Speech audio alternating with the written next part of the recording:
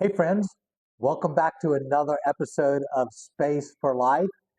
As I've talked to people over the years about my book, Space to Breathe Again, but just in the process of life coaching with many people over the years, one of the questions and I think tensions that I hear most often expressed is this question of how do I live a life of purpose and a life of meaning while at the same time creating space in my life to breathe and to enjoy and to live a rich life. And so recently I was asked to speak at the new Canaan Society here in Richmond, Virginia. And I chose as my topic this very topic because I think that this issue of how do we both live this abundant life, a life of purpose and a life of impact, and yet also have at the same time space to breathe and to find joy and peace and a relationship with God is one of the most difficult tensions, but yet one of the most important tensions to address.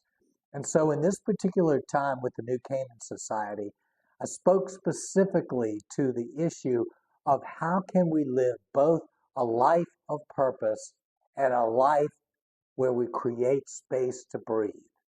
So I hope you will enjoy this episode and this time that I had with the New Canaan Society. As always, please share this episode and some of these thoughts with those that it might help. Thanks again for listening.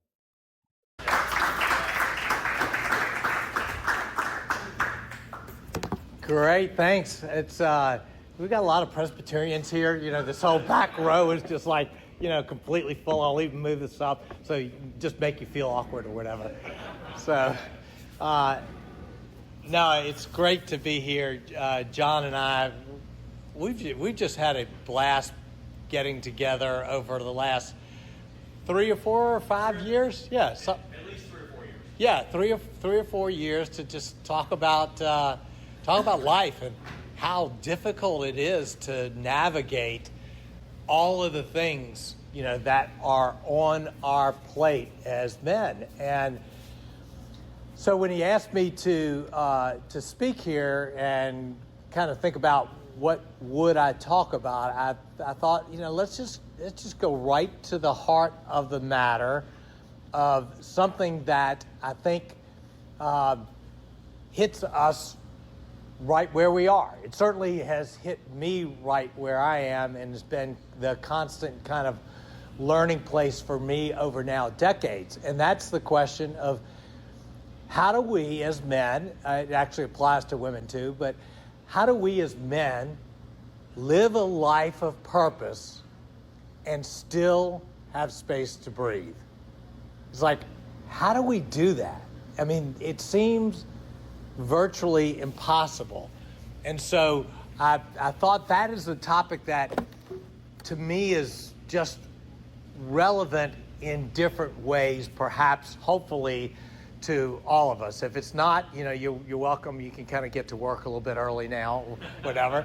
But that's what I want to talk about. And I thought I would begin by kind of giving you the background of my story and why I think this is such an important topic and where I've been in this story. So I grew up in Richmond, went to Davidson College, actually went to seminary after that, got a master's divinity degree, was a coach and teacher at St. Christopher's for a couple of years, got my seminary degree, and promptly went into business with my brother. Made a lot of sense. And we were initially small business owner, which then expanded in the first few years to being we were small business owners. So over just a few years period time, we got to the place where we owned 4 different businesses. 2 here in Richmond, a vending business and a video production business. And then we also owned 17th Street Surf Shop in Virginia Beach and a screen printing company that did work for 17th Street Surf Shop. It was a bit crazy, at that time. At the same time, my real love and passion was teaching. And so I was a teacher at Third Church at the time. I taught a large adult Sunday school class. I was also an elder at the church at the time. I was also one of the leaders of a search committee at the time. The joke going around Third Church was the only thing that I was not involved in at Third Church was his handmaids, which was young little girls' dance group. So, of course, I kind of listened to that joke with a little bit of a puffed up chest of, I'm the guy there. And I'm the guy in business, and I'm the guy at home. We had 3 young little children. And I thought, this is great. I'm doing all good things, all meaningful, purposeful things. I was really trying to run the businesses in a God-honoring way and doing the best that I could there. I was trying to, be involved at church in an impactful way. I was trying to do everything well, but it was a lot on the plate. As happens when you're running at 100% capacity or 110 or 120 or whatever, you might be able to survive that for a little while until there's a leak somewhere. Well, there was all of a sudden a leak with one of the businesses. And all of a sudden, all of these things I was doing started to pile in on me. I was early 30s at the time. And I can remember this extended period of time where I would wake up exhausted. I would quickly get on my clothes. I would go out the door, and I would have this feeling like the door closes behind me, and I put on the face. I put on the face of I'm going to perform. I've got to be there. I've got to execute well. With a smile on my face, with attentiveness. And I would go through the day, with all of the business obligations and the things, that I did on top of the business. I would come home and I would open the door and I would close the door and my face would fall. I had nothing left in the tank for those at home. And all of a sudden, it felt like a flash. Felt like a flash flood. Within that flash flood, I realized I was in way, way over my head. And I remember specifically one night, lying in bed right around Christmas time, I think it was 1990, and feeling like the bed was starting to spin, feeling like things were beginning to implode. Some things are going on that were really, really stressful at the business. And I could remember thinking of the kids just across the hallway and all of the things on my plate, things that were way beyond what I was able to handle, and feeling like everything was going to implode. Feeling for the first time in my life that I was on the verge of a nervous breakdown. And I couldn't figure it out because I was doing all of these good things for God. I was trying to live actually intensely a life of purpose. I wasn't doing those sinful things that you think, they're going to kind of catch up with you. I was trying to live a good life, and I was miserable. I was depressed, didn't show it on the exterior to other people. Life was absolutely falling apart for me. And I didn't know what to do. I thought, I'm toast. I'm toast.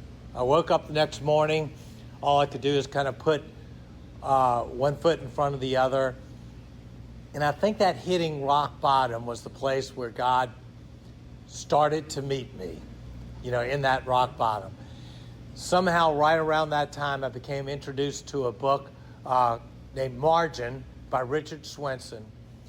And he introduced to me, for the first time, I'd never heard this in the church. I'd never heard this anywhere. He introduced the thought to me that God does not desire for us to live overloaded, overwhelmed, stressed out lives. God doesn't want that for us. And all of a sudden I thought, well, maybe all of these things that I'm doing for God, maybe God has a different way for me. And I didn't exactly know what the path was from there. But I had this glimmer of hope that arose at that moment. And so that goes now to what the topic of this morning is. How is it possible to live a life of purpose and at the same time have space to breathe, space to live, space for joy, space for God, space for the people that mean the most to you in life?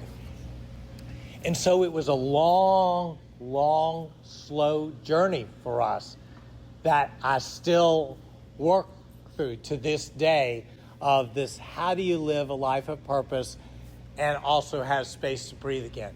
And what I find, because I talk to a lot of men and coach people on this all the time, is that people tend to one of two answers on this. They simply go, it's not possible to do this, so I'll just pick one or the other. I'm just going to take a more comfortable road. I'll settle and just do my job at work, have a family, and this living a life of purpose is just a fantasy dream out there. Or they go, no, I just need to work harder at this. I just need to be more disciplined. And I'm still probably not going to get it, but, aren't we supposed to just sacrifice ourselves as Christians? Aren't we just supposed to lay it out on the altar? So if I spend myself, if I'm exhausted, if I have to sacrifice myself at the altar of having a life of purpose and still taking care of others, I'll just do that. I'll just spare myself in the process. So they pick this one or the other type of mentality. And what I want to share is a deep belief in me,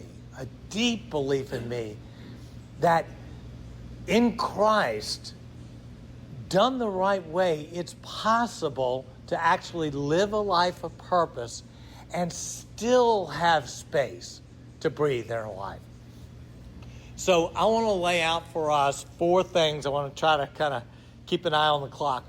4 different steps, formula to me that I think is how we begin to attack this behemoth problem that we have, about living a life of purpose and still having space to breathe. So, and then I'll leave a little bit of time for some questions, because this is going to be not a super deep dive into this, but it's going to be what I think are the core elements of this. So the first element of how do I live a life of purpose and have space to breathe is that we have to know our purpose. We have to know our purpose. And I feel like a lot of men go about their lives of trying to live a life of purpose, and what that means for them is, I just do a lot of good things. Whenever a good thing comes, I'll just kind of do that, and that's going to be my life of purpose. And unfortunately, there's no end to how many good things there are for us to invest ourselves in. And I think living a life of purpose has a lot more precision to it than that. I believe that living a life of purpose is arriving at clarity of who we are created to be uniquely, who we are uniquely created to be, and what we are uniquely created to do. And that's not an easy process. So sometime, probably, it was just about a year after that spinning bed episode that I had, I took some time to go away on Saturday mornings and ask this question: who has God created me to be? What has He created me to do? And I'd never heard of anybody actually doing this, but I had this sense that I was running these businesses and I was relatively good at it. And I was teaching these classes at church and I loved doing it, but I didn't know who is me in all of this. And so I went aside for a time and I focused on 4 things. And I'm going to kind of give you like a little semi-formula. And if you want to talk about this more later or whatever, we can do it here or, elsewhere. But 4 elements of what I kind of spent my time digging into. And the first thing was, what am I really passionate about? What am I deeply passionate about? And when I asked that question to myself, I had to arrive at the conclusion, believe it or not, that I was not really passionate about running these businesses. I was reasonably good at it. I didn't hate it, but it wasn't the deepest passion of my life. So I asked the question, what am I passionate about? Then I asked the second question, what are my principles? What deeply matters to me? Like, I'm really passionate about golf, but when it comes down to what deeply matters to me, those are some different things. And so I identified for me with some precision, what are my principles in life? And the third thing I asked, well, what are my powers? That is, what am I really good at? Now, a lot of people, when they ask it, I'm not really good at anything. Well, no, that doesn't suffice.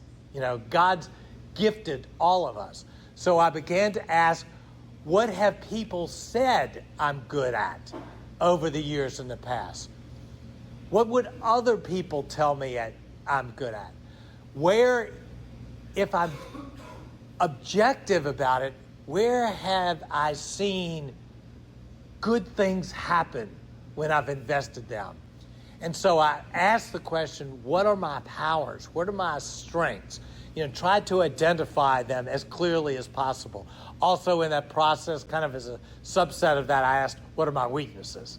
Okay, that was a lot easier for me to answer on it. And then the final thing that I asked is, what is my personality? That is, what does my personality drive me toward, and what does it keep me back from? So one of the things in my personality, I'm an introvert by nature. Somehow that doesn't, create a conflict when I do something like this, which is odd, but I'm an introvert by nature.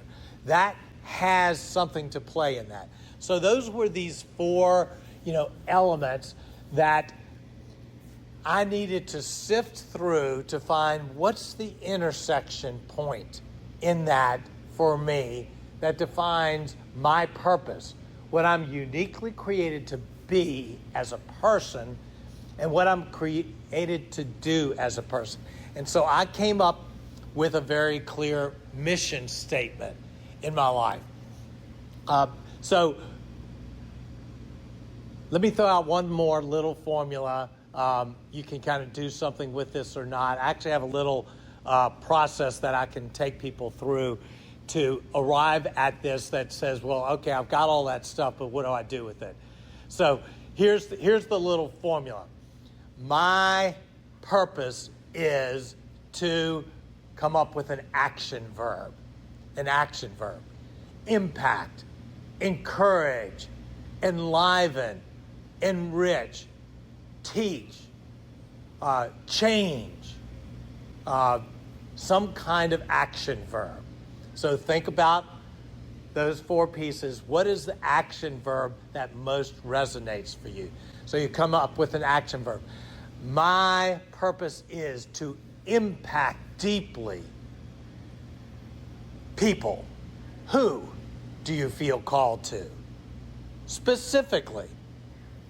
If specifically it's everyone in the entire world, that's fine, but that's kind of a unique thing if you feel called to everyone. I feel called to impact deeply men in the center of their lives. Who is it that you feel called to? All right, so it's that action verb, it's the people, and then it's the place. I feel called to impact deeply men in the center of their lives in Richmond, Virginia, or in the Mid-Atlantic, or wherever God has planted me. There's a place for this. And then there's a by doing what? So real simple. So if you're saying, well, how do I come up with a mission statement? You come up with an action. Who are you called to? Where are you called? And to do what? Just answer those and put it together in a little statement. So the first step is to know your purpose. And here's why it's important, is because when you clarify your purpose, it becomes a North Star and a filter for your life. You know, it becomes the thing by which you now know where your no belongs. You now know where to say no. Because the more convinced and clear you are in your purpose, you can then say, I don't have time for those other things. I don't have time for his handmaids. You know, I don't have time for that because I am called to a purpose and I need to invest my life in that purpose. And for me, once I clarified that purpose, and I'm going to come back to that, it didn't change what I did. That is, I still ran my 4 businesses. I didn't say, well, you know, that's not the passion of my life. I didn't change what I did, but I changed how I did what I did. All of a sudden, it gave me a new life for how I ran these businesses. You know, it gave me a vision for who I was as a leader that took this thing that was, okay, this is something that I do, and it gave it a new life for me. So this knowing your purpose is a big, big deal. It gives clarity, it gives life, it gives energy, and it gives this laser focus to what you're doing. All right, so the second thing in all of this, throwing a lot of stuff at you. The second thing is to know your principles. That is to know what matters most deeply to you. So I've got 6 principles that I live my life by. I'll just throw out a couple just to give you a sense of what I'm meaning by principles, and I also have kind of a process for all of this because I do some life coaching. John knows all this. But one of my principles is to live a life of purpose with margin. Live a life of purpose with margin. So I want my life to make a difference. I want it to have impact. I have clarity. But I do not want to live a life of purpose at the expense of margin. I won't do it. An opportunity that is a great opportunity that comes along the lines that I might feel completely gifted to, if it's going to throw me over the edge, God has called me to say no. God has called me to say no. And my principles and knowing that as a non-negotiable in my life helps define my everyday decisions. Another one that I have is continuous learning and growth. That is something that I just deeply love, and I want to define who I am every day I live. And it helps me so much to just know with clarity that when I'm going after something to learn deeply about it, that is just who God has wired me to be.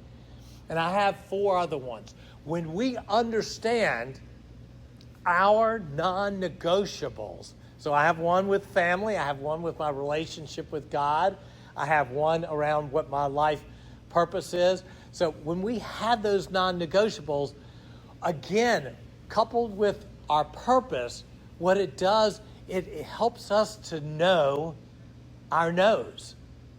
And that's what we need to do in order to both live a life of purpose and to have space to breathe. If we're going to have space to breathe, we have to know what our no's are. And that's what knowing your principles are. All right, so a third one along the way. Let's see, what is my third one? Know your principles. Know your big rocks. The third step along the line is you got to have some big rocks. You got to have, these are things that are going to be constants in my life that if I have these in my place, then I know I'm going to be okay. So does everybody know kind of the story of the big rocks, kind of the analogy of that? Pretty much everybody? All right, so everybody's heard this. You got to have the big rocks in your life first, and then the small rocks fit around it. But what I find is that very few people have actually identified what are my big rocks. So for me, I've identified a couple of things that are my big rocks in life. And these big rocks are things that if I do these on a consistent, regular base, they are going to, by their very nature, create space in my life. So there are four that are absolutely non-negotiables for me. One is every morning I spend spacious time with God and with myself. Every morning. What is spacious? That's been different at different times of life. At certain times it was 30 minutes. Now I can afford for it to be an hour, hour and a half, sometimes 2 or 3 hours, in times, because my life, my season has changed. But I spend spacious time with God. That means every day of life, including this morning, which required me getting up really early, I start with space to breathe. I start that way. So I get centered, I calm, I spend time with God. That is the way to start. When I was in that busy season, I had maybe 5 minutes. And I thought, okay, well, I'm doing really good. Which means I started the day in a rush. So my first big rock is that daily time with God. My second big rock is I do it every Saturday morning. I have a weekly review every Saturday morning. Every Saturday morning, I take an extra hour, hour and a half, and I go over a couple of things. In my weekly review, I read my life mission statement every Saturday morning. In my weekly review, I read literally my guiding principles every Saturday morning. In my weekly review, I read my goals for the year. In my weekly review, I read my vision for my life, my future vision of who I want to be now at age 85. In my weekly review, I take a quick glance and see how did things go last week. And in my weekly review, I set a couple of priorities for the next week. That guides the week ahead of me. It doesn't actually take long. It takes me probably 5 to 7 minutes to just read through those things. But that means 52 weeks a year, I'm reminding myself of what my purpose in life is, or what my principles are, or what my goals are. 52 weeks a year, I'm starting the week with a sense of what my major priorities are. It is a life-changing practice. So I've got my morning time, I've got my weekly review. My third one, I just did a whole talk on this, is I practice the Sabbath. I practice the Sabbath. The first thing my wife and I did after the spinning bed episode, because we had no idea how to get out of our life of overload, is we began to practice the Sabbath. That is, one day a week where we did no work. Nothing that could qualify in any way as work. One day a week that we rested and we had fun. And it was amazing the healing that happened by doing that. It made no sense for us to do that. If I couldn't get everything done in 7 days, how was I possibly going to do it in 6 days? But the Sabbath is both a command from God for us to do. One of the 10 commandments. It is a command from God to do, and it is a gift from God to us. And so I determined after that moment that whether I like it or not, whether I get more deeply snowed under by work or not, one day a week I was going to stop. And we just began by trading off taking naps. And all of a sudden, within no time, we began to look forward to our Sunday Sabbath like nothing else. I would enter into an incredibly stressful week, which continued for a long time, and I'd go, I can make it through this as long as I've got my Sabbath, as long as I got my Sabbath. And so every week I would just get me to Sunday, just get me to Sunday. And that went, and all of a sudden, cracks in the wall of overload began to show up. And it was unbelievable. And so these 3 practices of starting off each day with space to breathe, once a week, getting my head around the week ahead of me and centering around what was important for me, and then taking one day to stop, all of a sudden began to infuse this space to breathe again. And it actually enabled me in new, fresh ways to live more a life of purpose than I ever had. Because I was just snowed under with more before that. So it actually enabled me to live more of a life of purpose when I created the space to breathe again than I'd ever had before. And that's my encouragement to you, is that if we do this right, and by that I mean if we do this God's way, we can live more a life of impact and more a life of purpose than otherwise. And so the final thing that I would say about this whole idea of living a life of purpose while still having space to breathe is that you have to accept the dance. You have to accept the dance. This is an imperfect effort that we're trying to do. I still, to this day, battle my driven nature and my desire to put too much on the plate. I still battle that on a regular basis. It's so funny. Right after I came out with the book Space to Breathe Again, I completely overloaded my life. And within a year, I was swamped over because all of a sudden new opportunities came that I couldn't say no to. And my only resolution to that a year later was the decision to take a year of Jubilee, to step way back. Because my guiding principle was a life of purpose with margin. And I knew I had to attack my driven nature on that. So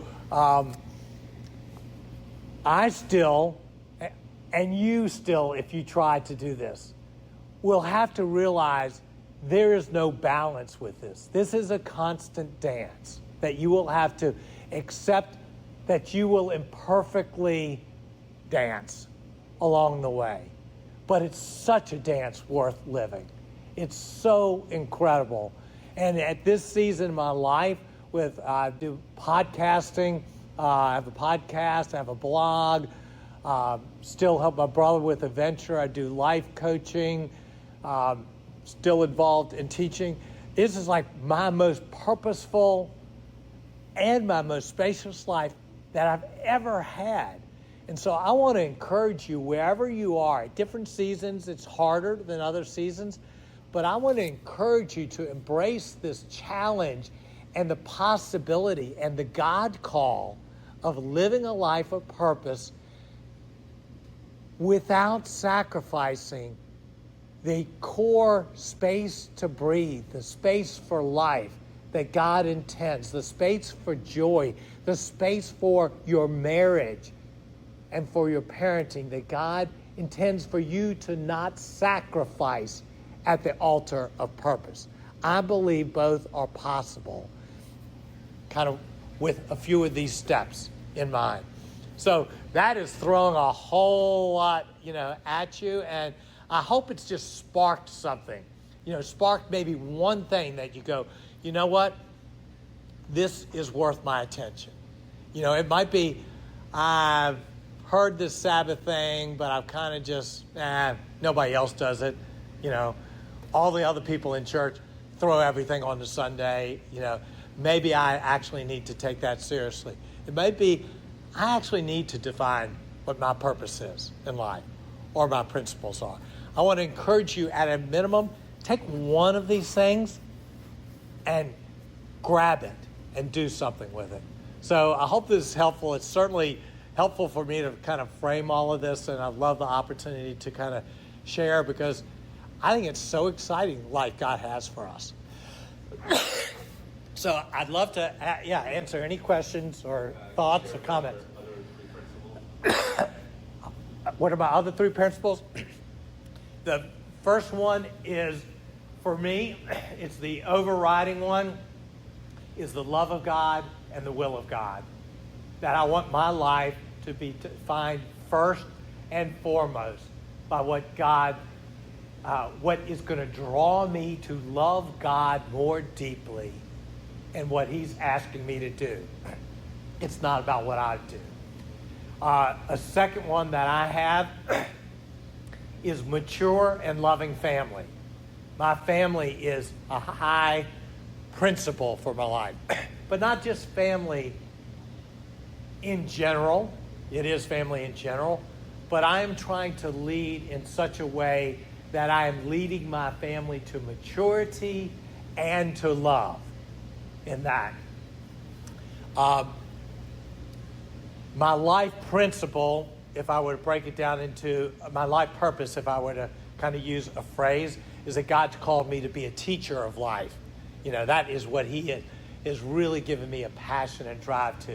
And so one of my other principles is to have impactful teaching clothed in humility. All right? You see, a lot of these principles for me have a contrast to them. I know I want to teach, but, if I teach and I just puff out my chest and stuff and I just create stuff, that's just not who I want to be. But I do want to teach. So I know I have to live with this tension of being a teacher that I hope is able to teach infused with humility. And then my last one, I think, if that's 6, is I want to be a living example. More than the words, who I am is what I want to speak in my life. So those are my 6 principles. And so when I look at that, I go, am I living according to what I've said matters most to me each week? All right. So there might be things like that could help you, in terms of your principles. Your principles are not going to be my principles, and they shouldn't be, But having that defined helps me every week, with my decisions. Yeah. First, thank you very much. Second, at the beginning, you mentioned an author of a book, and I thought it was Richard Swenson. Swenson, margin. And actually, the book, and I've got some here in case anybody wants, Space to Breathe Again, is kind of almost my translation and life story, and then how I put that into some very specific practical steps. But Richard Swenson's book, Margin, which was written, I think, in 1990, is phenomenal, as a way of diving deeply into this. You talked about you and your bride, sort of accountability-wise, worship the Sabbath. That became a focus. The other things that you described seem to be a very solo venture in terms of you were focused on you and what your passions, what your purpose. Did you have any accountability discussion? For example, did your wife say, Tommy, I hear you say that, but you're really good at that. Did you have any relationships that were part of that process?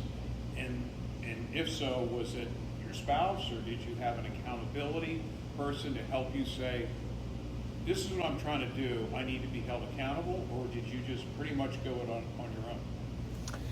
Well, a lot of this, I've been doing this now for kind of working on this. This is a 30-year project. So each one of these kind of came at different stages.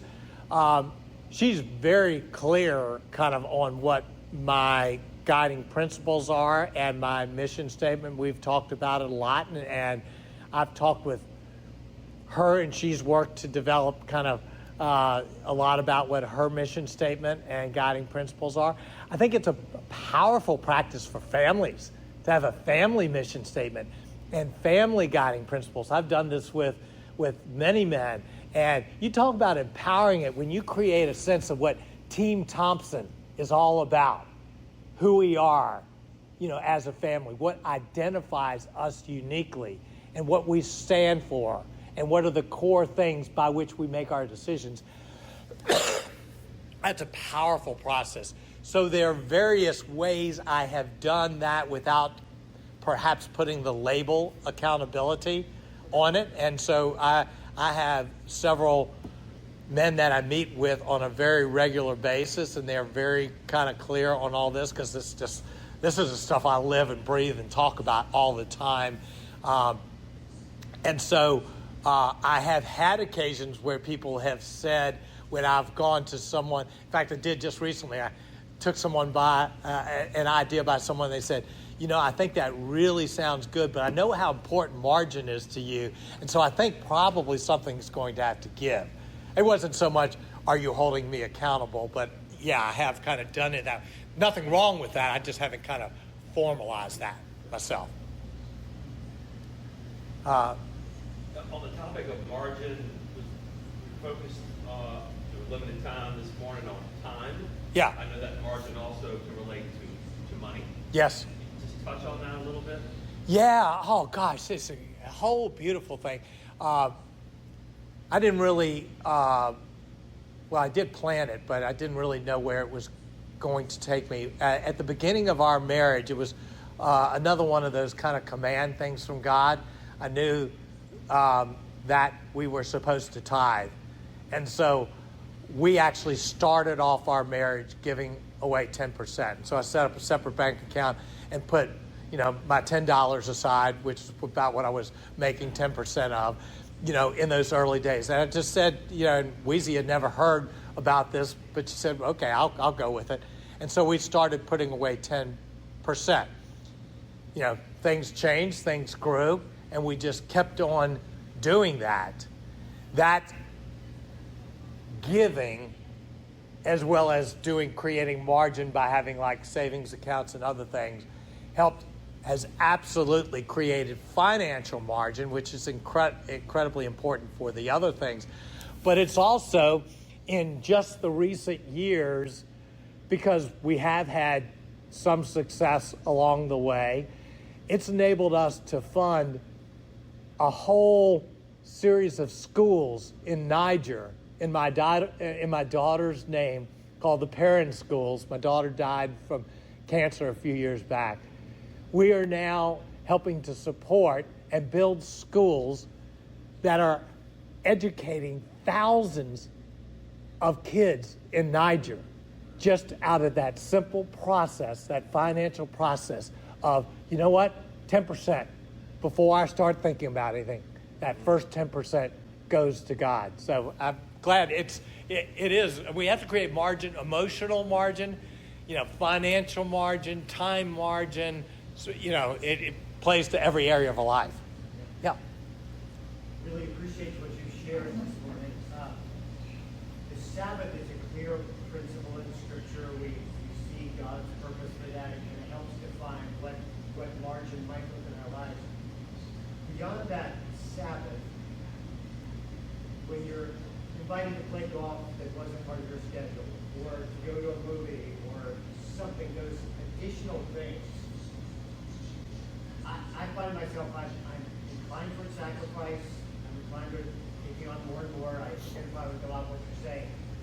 How do you make decisions about kind of those additional things that are outside that Sabbath, whether it's spending money on something just for yourself, taking time on something that's pure pleasure? Do you have principles for helping you determine which of those are good and which of those might be distractions?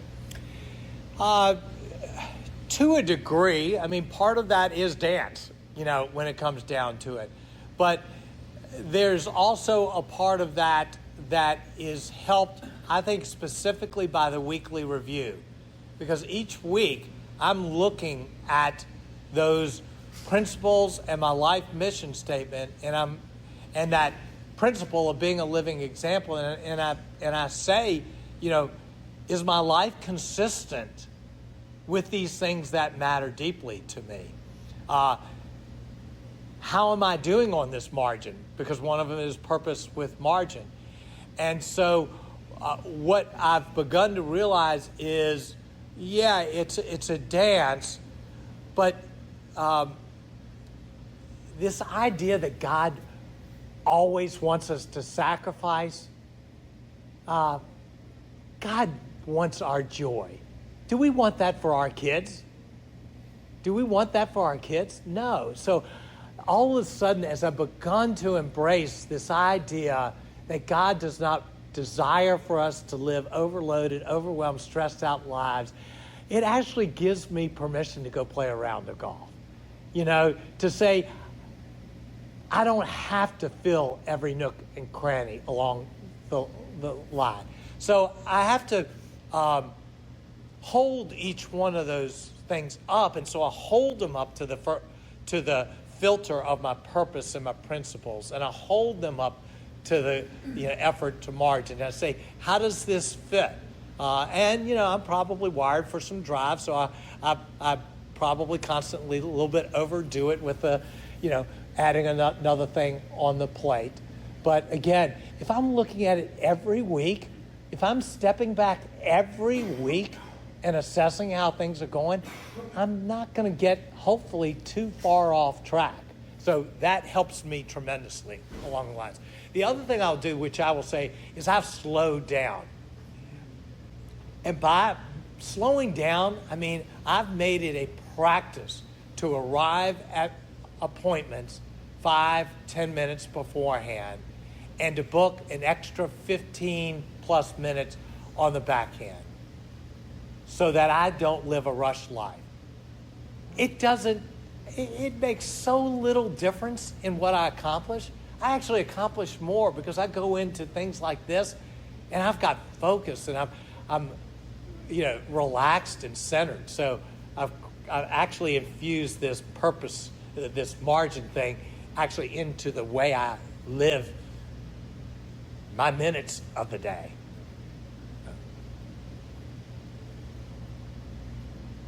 Any other thoughts? Well, I'm happy to stick around for a few minutes because I've got margin on the other side. I'm happy to stick around for a few minutes. I do have books in case anybody wants to buy, one for $10 or whatever. No obligation, obviously, but it's just this is who God's wired me to do it. It's real easy. It's so funny when John asked me to do it. I think I hesitated. I think he told someone else that, he had talked me into it. I think he had talked me into it for about 30 seconds. Because I know this is what my life is about. It's not necessarily what your life is about, but this is what my life is about. So I just take great joy in all this. So thank you for listening.